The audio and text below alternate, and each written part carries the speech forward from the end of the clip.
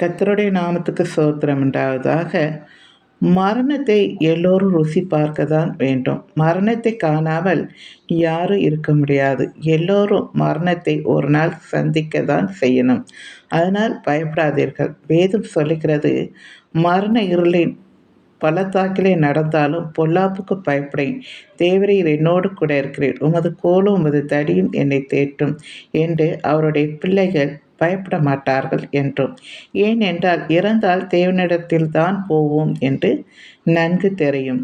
மரணம் என்பது ஒரு உயிரினத்தில் உடல் உறுப்புகளின் ஏக்கம் நின்று உயிர் செல்களில் செயல்பாடு முடிவுக்கு வரும் ஒரு நிலையாகும். இது வாழ்வின் முடிவையும் உடல் ஆன்மாவின் பிரிவையும் குறிக்கிறது.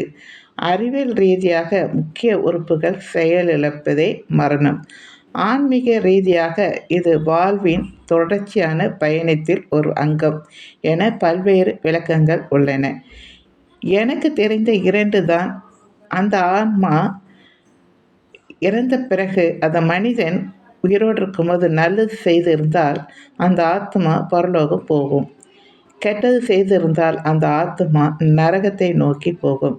இது கண்டிப்பாக நடக்கும். நீங்கள் எங்கே போகணும் என்று தீர்மானிக்க இந்த பூமியில் வாழ்கிற உயிரோடு வாழ்ந்த வாழ்க்கையில் நீங்கள் எடுத்த முடிவுதான்.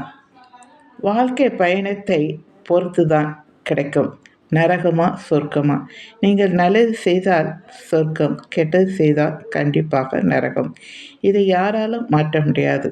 மரணம் எப்படி வரும், எப்போ வரும் என்று யாருக்கு தெரியாது. அதனால் நீங்கள் ஆயத்தமாய் பரிசுத்தமாய் எப்பொழுதும் இருங்க, சரிங்களா?